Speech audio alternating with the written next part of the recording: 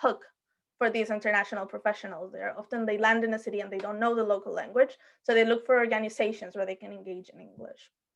And I'm pretty sure as you go through these archetypes and as you read about these personas, when I give you the PDF or when you hear me talking about them, you probably start imagining and picturing members of our club and thinking, oh yeah, she's totally the retiree, or him, he is the self-help enthusiast. I know exactly who you're talking about. And that's what it is. It's the idea of having a person who represents an audience. And clearly, as you can imagine, there's very different ways how you would talk to all of them, right? So if you're going to talk to me, who is the international professional, and I move around and I took me ages to learn German and I don't know a word of Sweden now that I live here in Sweden, you're probably not going to talk to me the same way that you would talk to somebody who's a Swedish retiree who has been living in Sweden in this region all her life, who's looking to do something different with their life. We're probably not going to be in the same spaces. We're probably not going to respond to the same messages. We're not going to be interested by the same things, but we can all be members of a Toastmasters club. So when you start thinking about doing a PR campaign, you want to think, okay, who is this for? Is this for the general public? Is this for my members? Is this for guests and people who know about Toastmasters? And then you narrow it even further. Am I going to talk to the mature manager? Am I going to talk to the retiree? Am I going to talk to the international professional? Who is this person that I'm going to reach out to? When you try to speak to everybody, and I guess you are all Toastmasters, so you know this, if you try to make a speech that everybody likes, you end up actually not talking to anybody. So we've got to narrow our message and speak to somebody in particular. And then comes the second part. I hope you don't take offense with the statement, knowing why your club kicks butt. Toastmasters has one thing in its favor, which is that we have a unified experience. And this pandemic has shown that we can go to a Toastmasters meeting in Chile, in Singapore, in Germany, in France, and it's all more or less the same. But we also know, and we have also seen, that every club does things their own way. Right? There's always those little differences, that special flavor, that local flavor. And that is what Toastmasters International calls your wow factor. Is the thing that makes you stand out within the Toastmasters organization, and it is why you kick butt. So why specifically Copenhagen North, or why specifically Hamburg Power speakers and not Hamburg International speakers or First Hanseatic Toastmasters? And I'm talking about back home, those are the clubs that I know. But there's 3 English-speaking clubs in a very small region. Why do people land in one and not the other, or maybe both? What is it about each one that is their identity? And this is something that you need to communicate. I am going to try to play a video for you. We will see if it works. Sometimes Zoom is a little annoying with that kind of thing. So we will try it. If it even wants to go.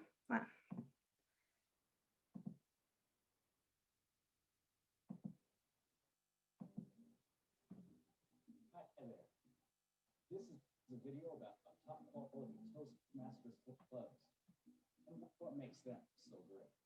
There is no sound, Maria. There's no sound. There is a sound, but it's very low. It's very low. Let me see if I can do something about that. Let me up the gain all the way, and we'll see if this is any. Hi there. This is a video about top quality Toastmasters Now it's better. clubs and what makes them so great. Toastmasters clubs come in a variety of styles and interests. Maybe your club likes to debate Einstein's equations or merge algorithms.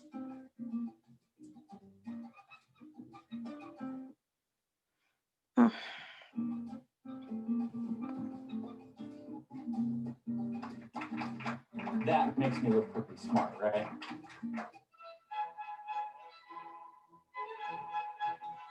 Maybe you and your members like to sample the finer things in life.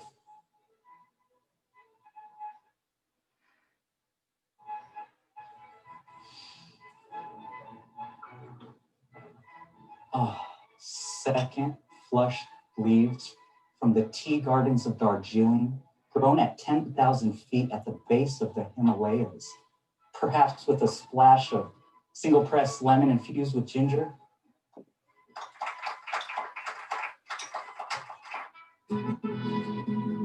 Or maybe you and your club members like to gather to practice your foreign language skills. Hola, señor. ¿Habla español? Aquí se hacen los líderes. I could go on forever, but the point is there are many extraordinary top quality clubs, and we want to hear about them. Think about what makes your club so special. Film a 1-minute video on your... Okay, then it goes on to explain about the WOW campaign that was running a few years ago, where they wanted to ask specifically what was the WOW factor for each Toastmasters club. But as the video kind of shows, each club is different. Each club has something interesting, and you need to find that out. And I would like to encourage all of you, if you go to the toastmasters.org website where it says resources, you will find a page called the WOW factor. And there is a little WOW factor checklist. You will also find this video in a much better quality than I could have shown it. And if you go through the checklist, it's very similar to the Moments of Truth checklist, just a little shorter. And it's meant to help you figure out what it is about your club that is so special, why you kick butt, and why there's no place like home. So now you have your audience, right? You know you're talking to the international professional who knows about your club, and you want them to be engaged.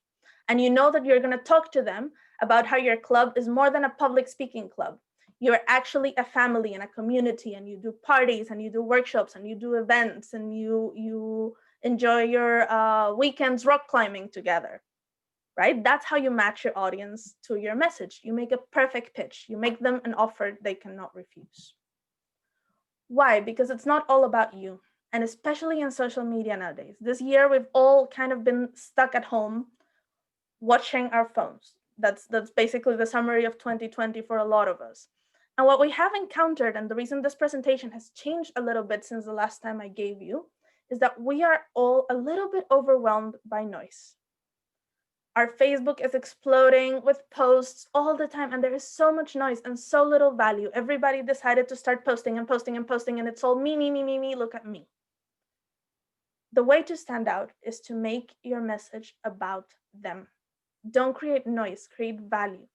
Tell this person or your audience, but imagine you're speaking to one single person, what it is that your club has to offer. What's in it for them? I'll have what she's having. This is from When Harry Met Sally, one of my favorite movies of all times. It's hilarious. And that particular scene is about the experience. It's about the FOMO that we were talking about earlier.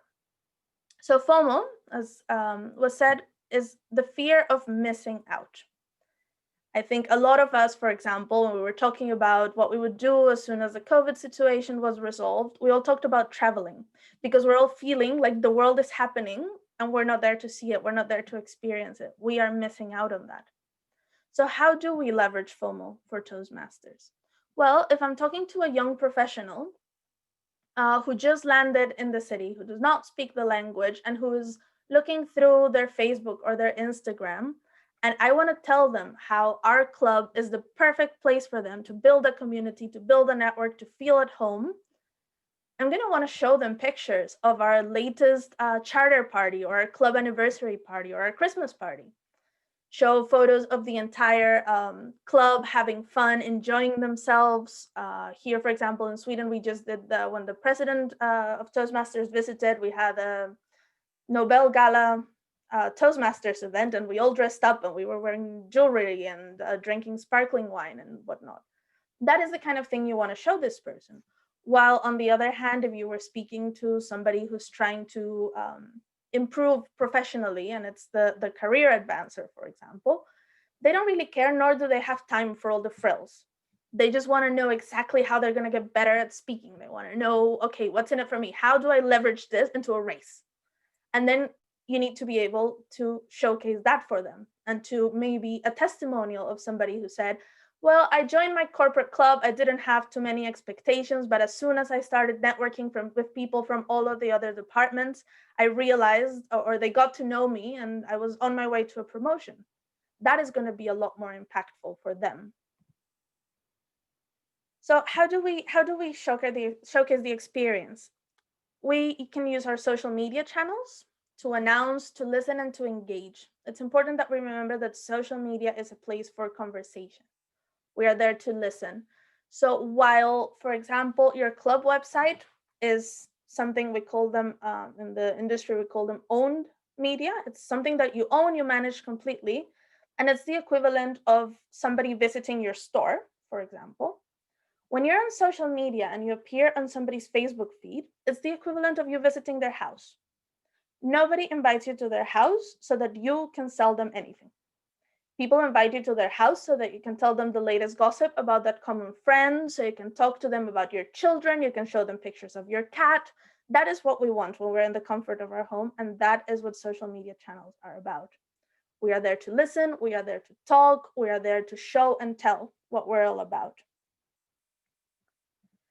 Then we have our websites, our emails, our newsletters. This is where we control the narrative. This is where we get to share our story and to make it a little bit more about us. If somebody's coming to our website, it's because they want to hear about us. If somebody's opening our newsletter, it's because they want our story. And this is the place where you can go long form. In social media, you get a few seconds to make an impression. There's so much noise, there's so much stuff happening in our timelines that you just need 3 seconds to convey your message. And finally, this is arguably, to me, the most important way of sharing that experience and of causing FOMO, and it's your ambassadors. These are all of your club members. They're the ones who are giving social proof and personalized recommendations. These are the guys who are going to go back to the office and say, do you remember how terrible I was at that annual report last month? Well, you have no idea. I joined Toastmasters and I'm getting so much better. At the end of this trimester, I'm just going to kill it when I stand up in front of the board. That has a lot more value than 300 posts on social media. We tend to trust the people that we like to give us the information. And finally, well, not finally, but moving on, if you build it, they will come. This is from Field of Dreams. It's how to make the best of your channels. I will leave this presentation with you so that we don't have to go into the nitty-gritty of it all, but to be sort of short and sweet. For Facebook, you want to be narrative and visual. Currently, the content that moves the best and gets more engagement on Facebook is videos. So try to maybe capture a little bit of your next club meeting, or try to get a testimonial of your officers explaining what have they gained from Toastmasters, as an example. Instagram is all about visual impact. It is the perfect opportunity for Toastmasters clubs, for example, to share motivational quotes. Make it beautiful, grab impactful images, and share those feelings that we give each other in Toastmasters meeting, the sense that we can just conquer anything. That's a very powerful feeling to reach people, and Instagram is the channel for that. Twitter is meant to be short and sweet. People keep up with Twitter for the news mostly. I would argue that Twitter is barely a good idea for a Toastmasters club. LinkedIn is about networking and about professional content. This is where you can post, our president shares 10 ways to overcome fear of public speaking. For example, a little white paper, a little webinar. This is the place to do that. And finally, we're going to need a bigger boat, because our clubs are going to get so big and so full of new members that we're just going to need to grow. And the best way to do this is to measure our results and repeat over and over. If we see if a specific campaign worked, and we see, we're talking to these international people and they seem to be coming over and biting, but maybe we need more of the retirees. We need a little more established people so that when the internationals get transferred, our club has a solid base. How do we get those guys? And always start tweaking and start redoing everything that has worked in the past. Thank you all for your participation. I believe we have a few minutes. If anybody has any questions, let me know. Yeah, I have a question. So what you're mentioning video. So what is have you experienced with the length of these videos that you post to be best, or? On social media, yes. Normally you want videos around 3 minutes long. That is a good benchmark. Any longer than that, and people are not going to watch it. If they're too short, if they're 30 seconds, you're not going to get good engagement. People are not really going to get a good chance of knowing what it is. So between 1 minute and 3 minutes, with 3 minutes being the cutoff, that is a good moment. Just make sure you have good lighting, that it looks nice. Or if you're going to, for example, post a video story on Instagram, they have the advantage that they disappear. So you can be a little more casual, and you can show what we call the behind the scenes, or like how the sausage is made. So you can be a lot more relaxed about what's happening and what you're showcasing. And people like to see that.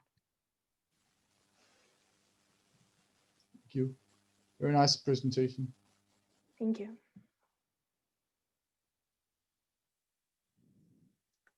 Any other questions to Maria? You can also post some questions in the chat, and we can maybe, Vibeke, you have one. Yes. No, it's just a comment. It's a very nice presentation, and very professional, and also great with combination of very nice PowerPoint presentation. It all looks good. You have a few points in each slide, and it's just a pleasure to watch. Thank you. Thank you so much. Yeah, thank you for all the insights, and we are so happy that we will get the slides so that we can study them closer afterwards. It went very quickly. Indeed. But most interesting. And then now it's my turn. This is the privilege of a facilitator, that you can choose to speak every now and then. And I have decided to speak about networking. That's the most important element of Toastmasters for me now after 10 years, because I have got enough of confidence to learn to speak and do many other things. But the networking for me has been a big challenge, because I'm a Finnish person, and we are typically very silent and don't like any kind of small talk and connecting with many people. But you can learn everything. I'm a good example of that. And in this group, I don't need to convince you why networking is important. You know it is important to get a new job, to find friends, to find even a partner. The woman from Poland who is coming to speak to us after the break, she found her husband in Toastmasters, in the first Toastmaster club of Poland. And I have met many others also, because Toastmasters are people who want to learn new things. So it's easy to find somebody who is like-minded like you in Toastmasters. And in this little speech, I will talk a little bit about how to do this networking more efficiently. And I start with online, because now we are all the time meeting online. And there is one good practice that is used in online clubs, is that before the meeting, you have 15-20 minutes of chatting. So you already in the invitation ask people to come a little bit ahead of time, so that you as a host, or whoever comes first to the platform, can start saying hello to people, and using their names, and asking some questions like, did you see the inaugural speech today? And what do you think of Melanie's dress today? Somebody commented that it was very weird. I didn't notice anything special with her dress. So this kind of a thing, so that we get a little bit of the same chatting as in offline meetings. And then during the meeting, there's a possibility to use the chat function, but we don't recommend it to be used when somebody is giving a prepared speech. It's not very respectful to go on and chat outside. But I must admit that sometimes I even do that myself, if there is, or not to forget, because if there is a speaker who talks about something I want to know more about, I actually sent a direct message to this person and ask the question or ask for the person's email address so that I can contact the person afterwards. And sometimes I even check on LinkedIn or Facebook more about these people who look very interesting. And often I contact them and ask questions like, how did you do this virtual background? Or if I notice that somebody is working in a company club in another country, and I know that that company club has also some activity in our country, I can contact the person afterwards and ask that, can you help me how we can contact this club in my country? So there are a lot of these things that you can get more information about just getting the contact address of somebody who looks interesting online or gives an interesting speech. And then if you forget to ask for an email address or any contact address, a good thing is if you save the chat so that you have the people's names there often, at least those who have been chatting, or you take a screenshot during the meeting where you can see the names. And if you have a person's name, you can then go afterwards to LinkedIn or Facebook and find the person and send a message from those platforms. Then after the meeting, the best practice is also that the host or maybe VP membership stays online, maybe 15 to 30 minutes, so that you can do some chatting and that the visitors can learn more about the club. And then the VP membership can do some selling of the club also during that time, and it's more informal. I used to be in a club where we had very active cocktail hours before the meeting, and then we had this after chatting. And once the VP membership got very interested in one of these visitors who stayed after the meeting. And at some point of time, they started talking about something, and I went for a coffee, and I forgot everything about this after chat. So my Zoom was still on when I came back, and an hour had passed. And then there were only these two guys left, and they were still discussing some philosophical issue. And I noticed that there were something in the air. So I very discreetly pulled myself off the meeting. So this is one way of dating, I think, online. And then if we go to the offline, once this pandemic is over and you can do offline networking inside of Toastmasters, then the easiest thing is that, and this goes also on the online meetings, that if you want to go and visit a specific club in a specific country or specific day or time, where do you go to find a club? Raise your hand if you know the answer. Where can you find any of the Toastmaster clubs of those over 16,000 clubs in the world? Yes, Ineke. On Unmute yourself. Toastmasters.org. Yes, exactly. At Toastmasters.org, there is this search function where you can find all the clubs and you find their contact information. And when you want to go and visit them, it's a good practice, especially if it's an offline club, that you send an email or message and say that I would like to come and visit you at the next meeting or whatever date you want to go there. And then what typically happens, I have done this 100 times at least, that then you receive an email from the club saying that thank you for contacting us and you are very welcome. And if there are something special about the entrance things or security, then they write that, yeah, please come 15 minutes ahead to the reception. And please remember to take your passport with you because we have some special security. You have to show it in the reception. And then ask the receptionist to call some person who comes and picks you up. I have been to a lot of these kind of company clubs where they have a lot of security.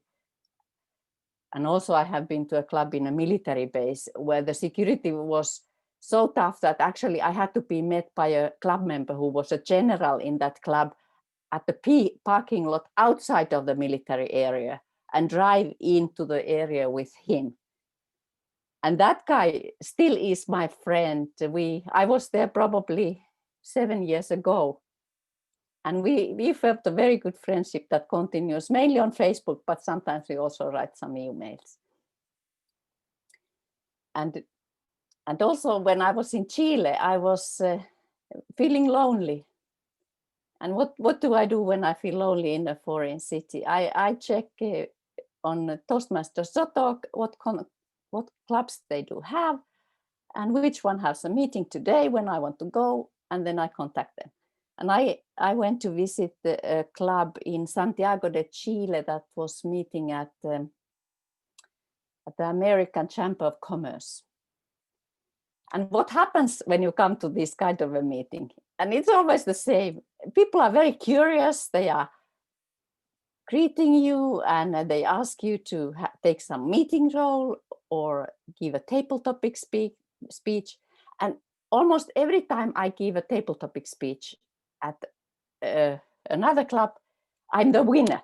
I think those clubs have some kind of a strategy that visitors should always win the table topics. And it's such a nice feeling. You're in a foreign country and then you are a winner. And I hope that also your clubs visit or treat all the visitors in this way. Maybe you don't let them win always, but that you're curious about where they're coming from and ask questions, and also afterwards stay chatting with them so that people feel comfortable. And typically it's not difficult because Toastmasters are practicing networking skills from the beginning when you join a club.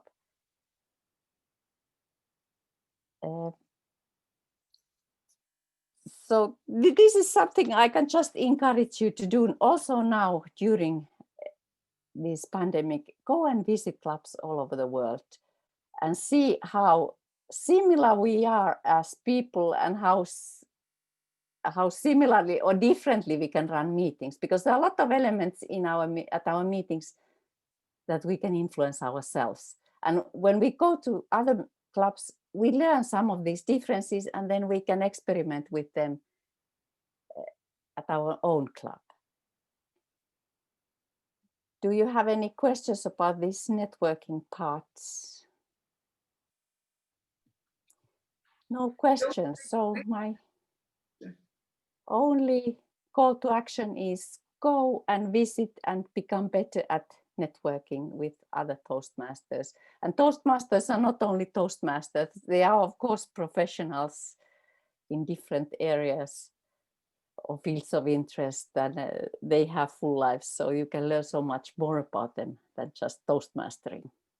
Yeah, Tara, I just wanted to add to that also, and I fully agree with you. And the reason I know where to find a club is because that's what I do when I plan a vacation where I might have some time to myself, right? So when I travel on my own, and I know a few years ago, and I still find it funny when I think of it, I was in Rio de Janeiro, so in Brazil, and I looked for clubs, and actually 7 years ago, this has changed now, but 7 years ago, there was only one club in the entire city of Rio with millions and millions of people. So I was quite surprised, because in Munich, small town, just 1.5 million people, we have more than 10 clubs. So, and it's a corporate club. So I'm thinking corporate clubs are closed clubs, so I'm probably not going to be able to get in, but I'm going to say hi anyway to tell them I'm in town. And if they would happen to have a meeting, and if they would happen to want me on board, and they were very happy to have me on board. What I didn't tell them is that actually I work for the competitor. So if they would have known it, maybe I wouldn't have been allowed in, but I had, of course, no business interest. I was there on vacation. I didn't even want to think of business. And it was a really, really great experience. I was surprised by how efficient they were. They conduct the meeting in the lunch break, exactly 1 hour, with 3 table topics, 2 speeches, all the evaluations and everything. inside of 1 hour. Yes, Darcia, my president, is looking because we can't do that. We are always running over time. But I was really, really happily surprised with the quality, and it was a super experience. And we have a repeated guest who from Canada, who whenever he's doing business in Munich, he comes to visit the club because he's from French Canadian. But now that we're all online, he's of course using the fact that we're online to visit us online because he doesn't have to travel to be able to visit us. And in my English speaking club, we have a member who recently had to move back to the United States. And now that we're online, he's also has the chance to come back to his old club, because I think as Toastmasters, we probably know, we always have one club where we have a special relationship and where we want to go back. And I think if there is one advantage to this pandemic, then it's this one, that we can attend any meeting that we want, anytime that we want, around the globe, even in the middle of the night or before breakfast, according to the time schedule. So I think this is maybe the one shiny light from the whole pandemic. Absolutely. I love this. It's so easy to keep contact with all these people I have met in my life and who I thought that I would never meet again, but now I can meet them here. And I believe actually that the issue with South America, I have traveled a lot there. There are very few clubs because the salaries are rather low and the Toastmaster fee is high for many ordinary people. I mean, it is an investment for them if they have to pay $90 a year to a club. Yeah. In this case, in Rio, it's a very good story because their boss from the team was from the United States. And when they came, they said, of course, because international organization, to practice your language skills, you go to language school, but to practice your conversational skills and your communication skills, Toastmasters is perfect, right? Yeah. And so the company invested. And I think that's a really good way of giving this to your employees. And I find it brilliant. And then this lady from the US had to move back to the US. But she was still, let's say, the sponsor of the club, and the club worked perfectly fine without her, considering that I think in order to go to even an area conference, they would have had to travel thousands of miles, but it works. Yeah, thank you. And Ineke has a good point in that even though a club is a company club and it's restricted, I have the same experience. It's not so restricted. If you contact them, they are curious to have you as a guest and they find a way to get you in. Yeah. And now we have time for a 7-minute break, I think. So go and stretch on yourself a bit, and then we take the 2 last minutes, we do some stretching together. Or let's make it only 5 because now it's already 6 over. Why and how should we run them? Speech contests. That's a great topic. I guess you probably weren't expecting that we'd be talking about speech contests at COT. Well, looking at the audience here, I know that 3 or 4 of you have been participating in a speech contest. Some of you have progressed all the way to the district stage. So I would like to ask Ineke, what are the best things about participating in a speech contest from a club member point of view? Oh, table topics time. Okay. If I can give a few, let's say 3, it's always good to have 3 reasons why it is absolutely interesting and important for members to participate in a speech contest.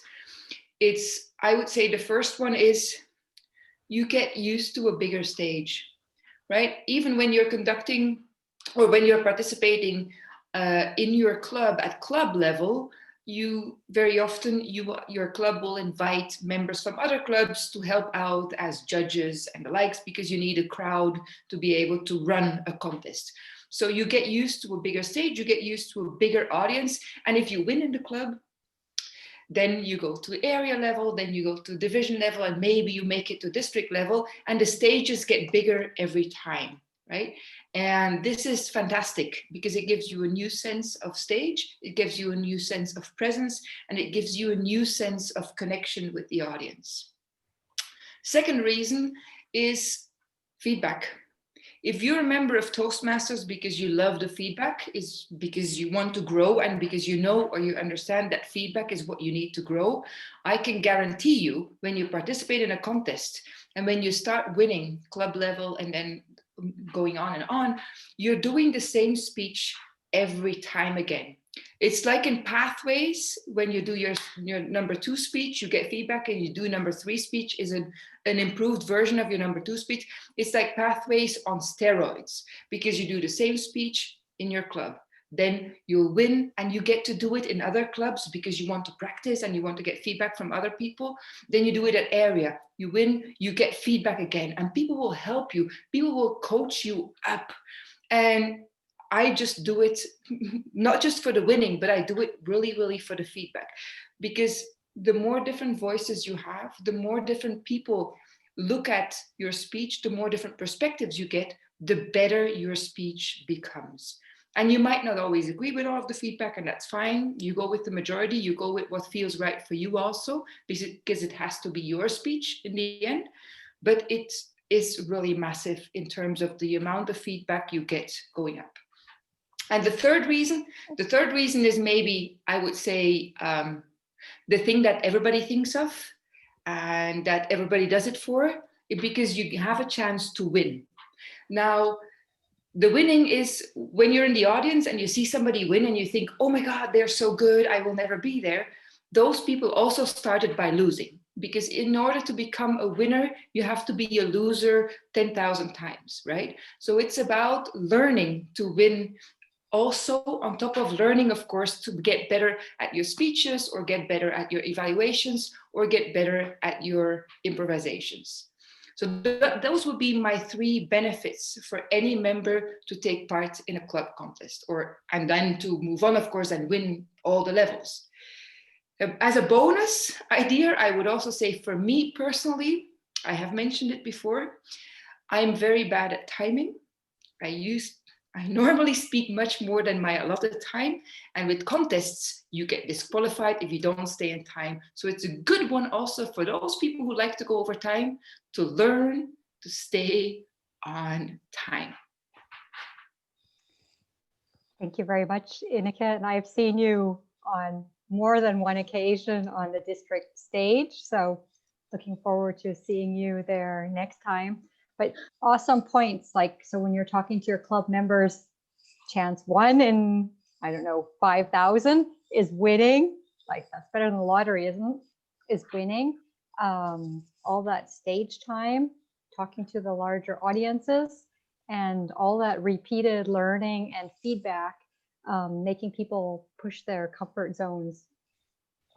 So lots of good ideas and inspiration to the best things about participating in the contest. Now, when the contest starts at club level, it's up to the club to decide who they find out is going to go to area. So depending on the size of your club, you could get together on the board and then ask your members, check in with them, like, are we having a contest this year? If we're having a contest, how are we going to do it? If we're not going to have a contest, what criteria are we going to use to choose the people who's going to area? Now, I'm not sure about your club, but Taria's area G1 has 4 clubs. And in District 95, if you're an area with 4 or less clubs, each club gets to send 2 people to area. But if you have 5 or more clubs in your area this year, your club's only sending 1 person. We have 6 contests, 3 in English and 3 in German. Check in with your clubs and get them to check with the area directors to find out which contests are being supported. In our area, G1 and Division G, we're supporting the International Speech Contest, we're supporting table topics, and we're supporting evaluation in English. In Germany, you have a few other options because you have those 3 contests in English and in German. So check and see what's happening at your area. Check with your area director, find out what contests, and work backwards from there. All contests this year are going to be online. Of course, at club level, you can either decide some other criteria to find participants, or you're going to have that online contest. One way of doing this could be going together with another club if you need help. I do know at the area level, some of these are going to be combined contests if you have smaller areas. And the other thing is you're going to need a platform. Now the district has some online tools, but the challenge is that the district has their things and resources here, and the club is a separate legal entity. So figure out with your clubs if you can share a Zoom account or share, I'm not sure, I have not tried the Google or any of the free platforms, or Teams is out there also if you're not allowed to use Zoom. That should be okay. Now, there's lots of information out there on Toastmasters.org. They have got like a 15-page manual that they didn't have in the springtime.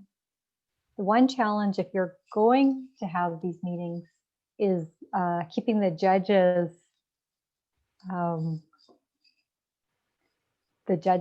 secret. So usually the Zoom master has to have a few rooms and move them over in the rooms and then come in and have your name as judge 1, 2, 5. But that would be more at the area contest. At the club, you can always be a little more casual. I will just quickly see if I can share my screen here.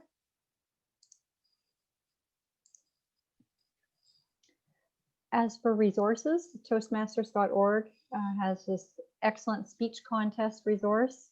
They have all the rules for the speeches. They have the speech contest rulebook. And remember, there's changes absolutely every single year. So if you've been a judge the last 5 years, it's always a good idea to check the latest rulebook. And some clubs might have a paper edition. Check what year that is in. Sarah, if I may interrupt, Yep. I have a practical question around the rules. Yep. It's because of a conversation I saw on Facebook about the evaluation contest. Mm-hmm. As you know, in a regular evaluation contest, the participants will go outside, and after 5 minutes, they have to give their notes so that the first contestant can begin and the others don't have an advantage, right? Yep. Now, there was a conversation on Facebook with lots of different opinions about, how do you deal with that when it's online? Because you cannot physically take the notes from someone who's sitting in a different room in a different country, maybe, right? So is there any guidance from Toastmasters International on how to do it? Or how do you see that? How would you do it if you were the sergeant at arms in that room? Oh, well, last year, I think, in the springtime at the division conference, we were kind of joking about this because as you say, the target speaker is on, the evaluators watch, evaluators get moved to a second room together with the sergeant of arms.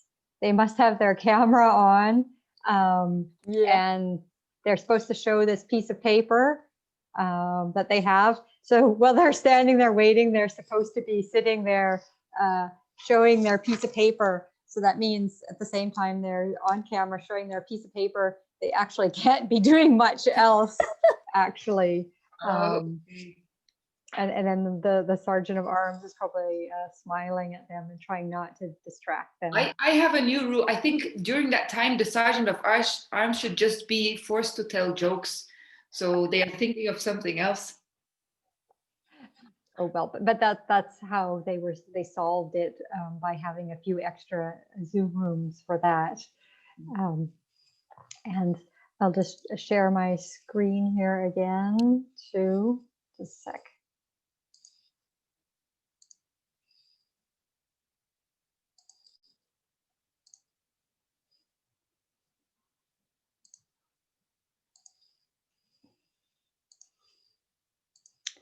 totally new, fresh from the press, is this nice, very nice 15-page document about online contests, where it's got absolutely all the steps that you'll need, even about finishing the paperwork. It even has the evaluation contest on that one. So lots of rules to be reading, but they're there with lots of helpful tips. I'll give you a link to both of these resources because there's much more than I can do in the quick survey today. They also have a frequently asked questions, but absolutely all of you are in contact with like first class area directors and division directors that you can ask, and you all have older club members that have been involved in contests for a long time. So with that, I would like to hand the virtual stage back to Tarja. Thank you, Sarah. That was very informative. I mean, I learned so many new things, and I didn't know about these new resources. And before the next speaker, I just want to remind you that there are lots of good links and resources now in chat. So please save it now, and maybe even also later. And to be sure that everybody knows how to save chat, go to chat. I mean, it's an icon at the bottom of your Zoom screen. Press the chat. Then at the chat, at the bottom of the chat, and there to the right, there are 3 dots, and click those 3 dots. And one of them is Save Chat. It's the topmost. And when you press that, what happens is that once you go out of the Zoom, it starts saving the chat to your whatever drive, hard disk. And there you will find it then afterwards, and you can read and you can use the links there. Is that clear to everybody? If not, raise your hand. Very good, thank you. And then we have the last speaker of the evening, who comes all the way from Poland. And her name is Patricia Sich. I have been training half of the afternoon to learn to pronounce your name. And this is one of these networking results from Toastmasters. That's where I have learned to know Patricia in another club. And she was so kind to come to visit us today and give a presentation about these different club officer roles. I mean, what's in it for me? I mean, why should I keep taking new roles every year and persuading other people to take roles? The stage is yours, Patricia. Hello, everybody. Good evening, and thank you, Tara, for invitation. So first of all, I will present myself a bit. So I've been in Toastmasters for 6 years already. I started in 2015, in January 2015. And right now I'm together with Tarja in Fabulastic Women in Toastmasters. It's a Swedish club. And I've been a club president and vice president of education in the past. And I persuade a lot of people to be part of the board, and with great successes. So right now I will tell you what I've told them before, and I will share with you some of my experience and why is it good to be club officer. Because many people maybe don't want to take club officer role because they think that it's a voluntary work. It's just giving something to others. But don't worry, you don't need to be that selfless because there is something for you too. Don't worry. And I will tell you what. I start with benefits for all the club members in general, and then I will move and I will tell about each and every role. So in my opinion, the biggest benefit of being board member is that you can shape club according to your ideas, because maybe you joined the club like 5 years ago, a few years ago, and you don't like something. And finally, you have possibility to change it, to do it as you wish, as you think it's better. And you can see results of your work immediately, not just waiting for somebody else to do it. And another important thing is that you can learn cooperation with others, because we try to learn cooperation maybe a bit in our everyday life at work, but here in Toastmasters we can try something new. We can cooperate building new projects when we are board members, and we can cooperate both with each other as board members, but also we can cooperate with club members, like encourage them to help us. More on that later. And another important thing is that we can build relationship. And Tarja asked me to tell you this story because it can be encouraging for to be a board member too. Because of course you can build friendship among each other as you are board members and with your club members, but it's important to ask for help, because when you ask for help, you can build really strong relationships. Because I met my husband in Toastmasters, and when I was club vice president of education, and he was former club vice president of education, and he was like my coach, and he helped me a lot with that, and he explained me how to work as vice president of education. And then we discovered that we have some a bit more in common that we thought before. So working together or can build can help build relationships. And for example, right now, my biggest motivational success is current vice president of education of my former club. And I really worked hard on her to encourage her. And right now she's really happy with her role. She can see her own benefits for this role. And right now, even though I'm not anymore in that club, we are still having great relationship. We are talking on phone a lot, and not only about Toastmasters, believe me, about many things, I know, books or something like that. So I think that's a great benefit of being club officer, that you have a great opportunity to build relationship with others. And right now in this pandemic time, when it's not that easy, it's even more important, I think. And also you can learn better how to plan ahead, because as you need to plan success of your club, you can be better at planning in general. So I think that that's the great benefit that you can have from being club officer. And last but not least, giving and receiving feedback, because we are coming to Toastmaster in order to give feedback as we are having our speech evaluations, and implement this feedback also when we are giving our speeches. But when we are board members, we have even more and more opportunities to give and receive feedback, because first of all, we can give feedback to other board members and receive this feedback from them, but we can also ask other club members, we can ask feedback of other club members to us. Are we doing good job as a club officer?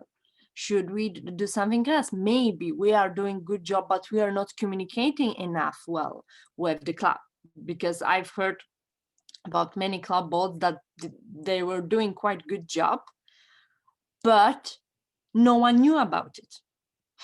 That club members didn't know about it, and they thought that they were doing good job, but really they weren't showing it well, but they didn't ask for feedback. So I encourage you to ask for feedback, and so you can learn it and then use it in your everyday life too.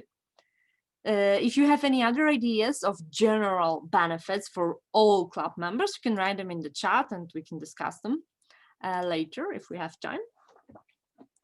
Or there's somebody who just want to say something, that there's one more benefits that's so important that you cannot not say it.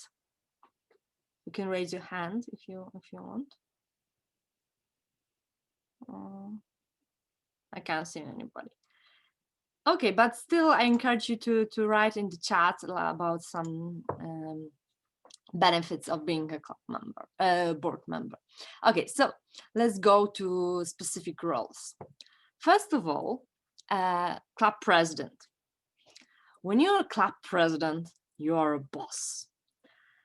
You can feel important, finally, the first person, like American president, like today, so we have new American president. Yeah, so you can feel like really important person. You can learn how to motivate others, how to delegate tasks. And it can be really useful when you, for example, would like to become a small business owner, or maybe you would like to become team manager in the future. Yeah, so in this safe environment of Toastmasters, we can learn how to become a leader and how to delegate tasks, not do everything by yourself. Second important thing is that you can learn how to plan and conduct meetings by organizing board meetings. And you can select what is most important, because I don't know about you, but at work it happens often that during group meetings, people are discussing about everything and anything. And then we are going out from this meeting and saying, oh my gosh, I had so much work to do. I waste my time during this team meeting at work. I don't know if you have any impression like that. But being a club president, you really can learn how to select the most important information, because when you are organizing a board meeting, you need to talk about only most important things, not just anything. And another thing is, when you're a club president, you can understand what's really going on in the club, because when you're average club member, you just maybe don't understand what's going on, what is district, what is area director, what's going on. And when you are a club president, you can be in direct contact with your precious area director, and you can understand what is going on in district, and you can then have this special particular knowledge and then say to the club and be like the carrier of this powerful message. And last but not least, I'll tell you my personal story, what helped me being club president. So thanks to being club president, I understood that I don't want to be a leader anymore. I mean, because when I was a kid, I mean, my mom is having her company for 30 years already right now. And she is successful small business owner. And I thought, that's the life. I should be a leader. I should be a small business owner. And it's not that worthy to go at do average work and work in corporate world. It's worth to be a small business owner and hire people, give them job. And that was my biggest dream. And then I became club president, and I understood that that's not the case. That I don't like delegating things. I like doing things. So being club president is a great opportunity for you to check if you really want to be a leader or just you feel inspired by leaders. So take it into consideration. Having said that, let's move to my favorite club board role, so Vice President of Education.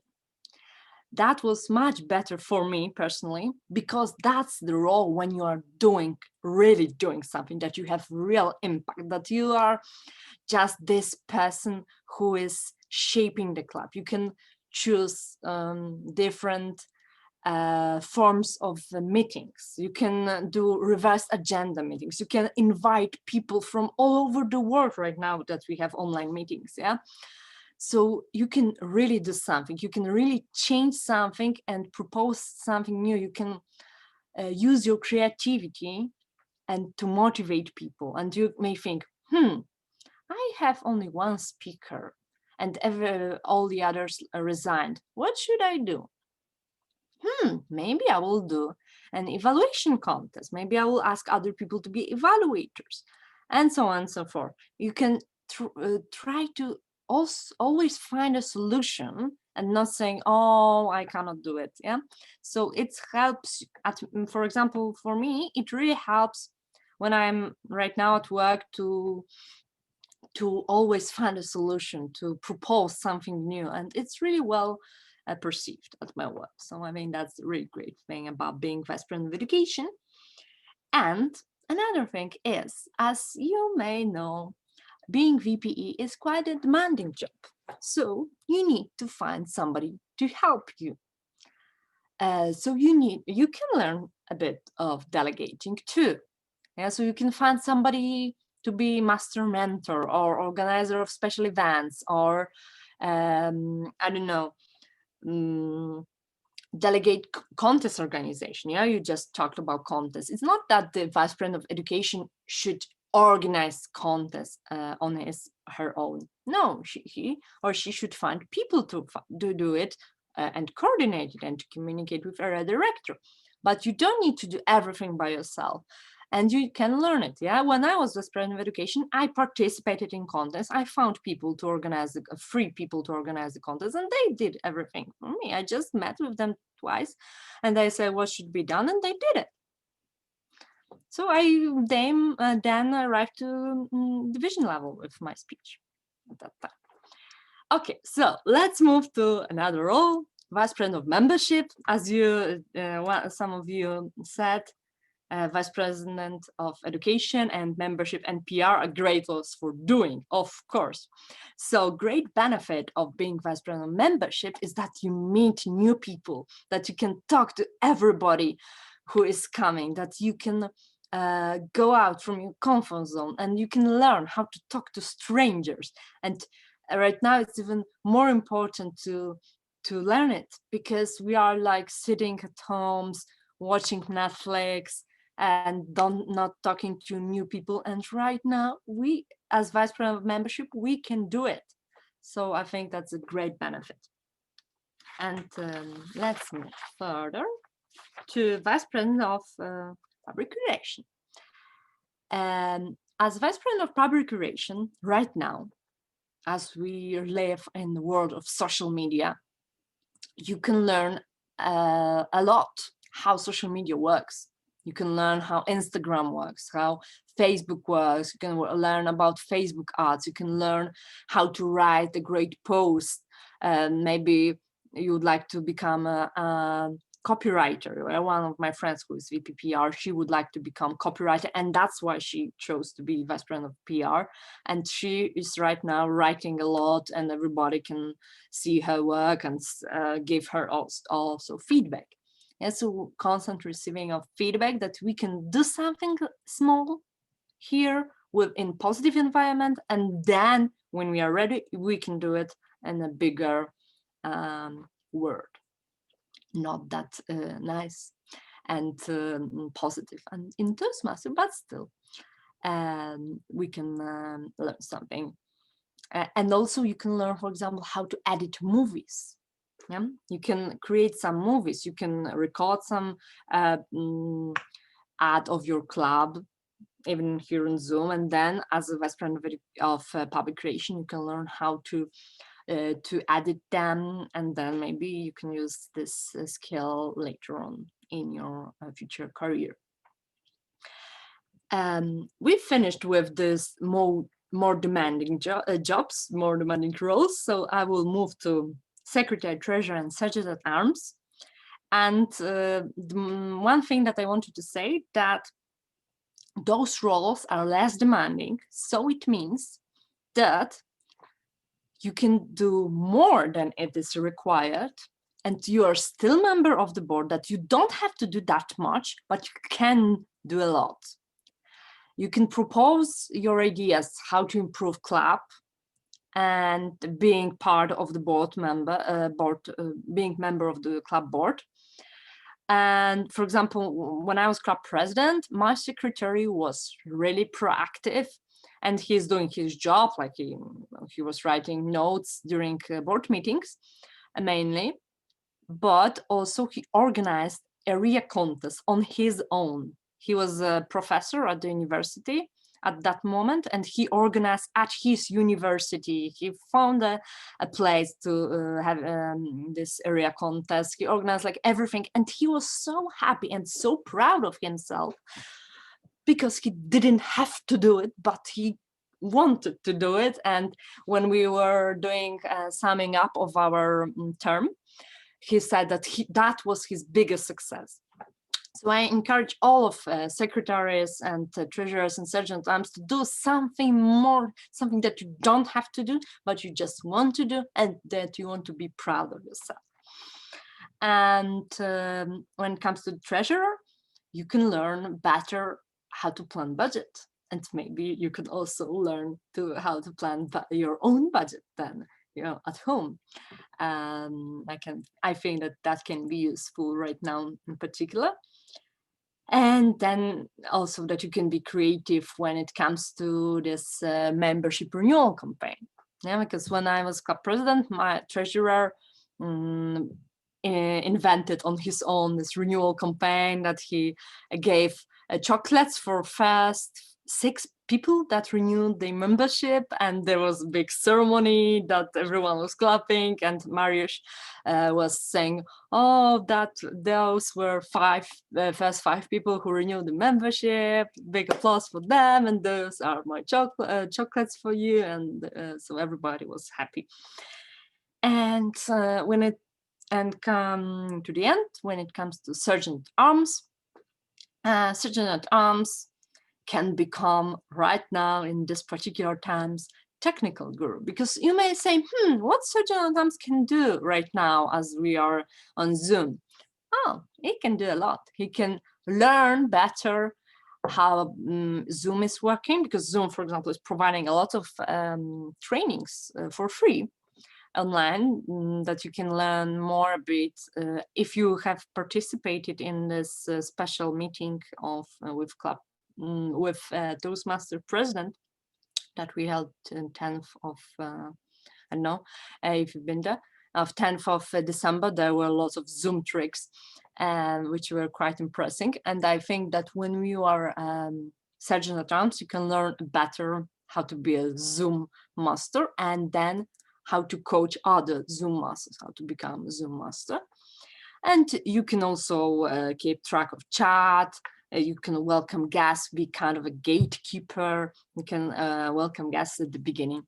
So summing up, I think that being a club officer can be a great adventure, that you can learn a lot from it. And I wish you all the best. So I don't know if you have any questions, or if we have time for questions. Yes, thank you very much, Patricia. Does anybody has any burning question to Patricia? That was very informative, and this is one of those parts that we need to have every time we have trainings, because we keep forgetting what's in it for us. And it just like sometimes feels like a chore.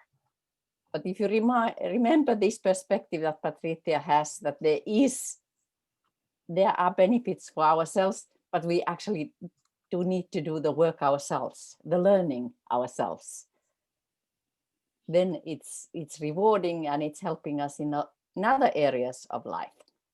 Now we have about 10 minutes left, and during those 10 minutes we drop the quiz. But I would like to discuss with you all. Could you please unmute all of your microphones and reflect over what you have learned tonight? What are your takeaways? What did you like? Any comments on what has been going on tonight?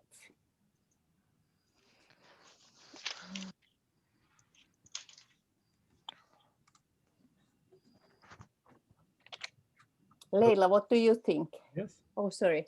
Yeah, Jan wants to have the word. Yes. I think I want to thank you all for the incredible information you are sharing with us, and I feel much more motivated to keep being part of Toastmaster and also to come back to the board of my club. So it's been amazing. Yeah, thank you, Jan. I want to ask you, what is time in Chile now? Now it's almost 5 p.m. Not too bad. Okay. And you are all Yes. invited to our club meetings through Zoom. We meet every Tuesday. I will share again the contact information. We will be glad if Very any good. of you Thanks. Let's come. go to visit Chile. Yeah.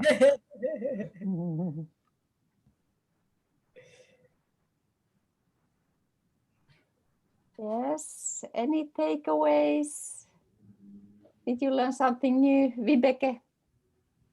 Yes, thank you. I think it was a very interesting and great chosen topics. In Toastmasters in Danish, we have had very few meetings on the board. I think there was a new board maybe half a year ago, and actually we have met. We're going to meet for the first time this Saturday, and it was great to have some inspiration on where to keep our focus. And yes, so thank you for good inspiration. Thank you for your feedback, Vibeke. Yes. I would like to say something as well. Yes, Darcia. Yeah. So Darcia. yeah, I agree with what has been said. It was really informative, and especially for me, the first presentation from Maria. I didn't know there were that much information and resources on Toastmasters. I mean, on that topic, for instance, the six kind of person that we should talk to in different manners. So it was really informative and interesting. Well, thank you for that. Thank you, Darcia. Okay. Anybody else want to comment on something or tell about your takeaways? Stephen, I would like to hear from you. Did you learn anything new? You have been attending a lot of these club officer trainings over the years. Yeah, particularly that there was the information we have in the Toastmasters.org. I was not aware that we actually also have new stuff considered to use in these times we have now with the online meetings. And yeah, that was new for me. So that was good to hear what else is there in the web page. Yeah. And Thank you, yeah, of course, Stefan. role. And, yeah, so mainly for the information from the org page was interesting for me. Yeah, it's good to go there and surf around a little bit, learn about everything new. And then I would like to ask Kevin, who was here for the first time, what are your takeaways from this evening? Yeah, it was really insightful. And for me, one of the biggest takeaways was actually about the first presentation by thinking about the members of the club and the new members, the members who could potentially be the people who could become potential members, and thinking about which persons do you already have in the club. So are there young professionals, are there just managers? How do you want to communicate to other people, and also how do you for yourself want to be the club? It was really yeah, that was for me the biggest takeaway. So you really can communicate about your club the way you want and the way you want potential member to see it. Thank you, Kevin. What about you, David? Did you learn anything new today? Yeah, I really like the presentation about the social media campaigns, because yeah, it's interesting. I am the vice president of public relations, so I can take advantage of it. I found it interesting that one of the slides was about leveraging the FOMO and bring people to have FOMO for Toastmaster, while I struggle with my private life to fight against the FOMO. So I don't know if I really want to be responsible for that. But it was, of course, very interesting. And I also liked what Patricia said about the leadership, and was funny because I gave last year my speech about the understanding the leadership style, and the speech was titled, "But I don't want to be a leader." Because I don't want to deal. Yeah, that was also my greatest takeaway. I mean, it's fantastic if people can get this insight in a Toastmaster context, because it's horrible if you are in a working life and you are made a leader because you are very good at something. And then you realize that you actually don't like these delegating people and people who come to you complaining about all kinds of things, and you have to solve their problems. So then you can maybe avoid becoming a leader if you have that experience that you don't like that type of work. Yeah, anybody else has any last minute comments or takeaways to share? Maybe a last comment from my side. Thank you Stefan. Thank you very much to all speakers. It was very brilliant. So it doesn't matter which one, but all speeches are very nice. Oh, thank you. Very kind of you. Wow, it's good. Yeah. Thank you very much to be here. Yeah, I would like to. You are very welcome. I would like not to miss this opportunity to say thank you to the organizers, also to the attendees, and I would like to say that I'm a bit concerned when it comes to responsibility, and that's why I didn't commit fully to the club that I'm attending with Vibeke. And I've seen another person today here. Hannah. Yes, we have met in person. And I think they are very, very organized. The club is very well, very thorough, very synchronized. So it makes it having this responsibility. I'm really, really, really happy with the club itself. But yes, the responsibility aspect, that it's something that we need to learn, because I personally work with technology. And when you work with this technology and engineering, you have to be a leader. But when it comes to people, is another topic. So that's why when we say we want to lead, we have to make a choice on what to lead, because that's something I would like to learn further. Yeah. Thank you. Yes. Anybody else? Okay, you can of course stay here hanging with me after the meeting, but I want to thank you everybody now that you have attended this formal part of the evening, and I hope that you have a good Toastmaster year and you find successors to your current role, and you will take some new roles in the future. There are enormous opportunities. Thanks everybody. Thank you very much. Thank you. Thank you, Have a Taya. nice evening. Thank you. You too. Bye. Good night. Thank you very much. Sweet dreams. Bye.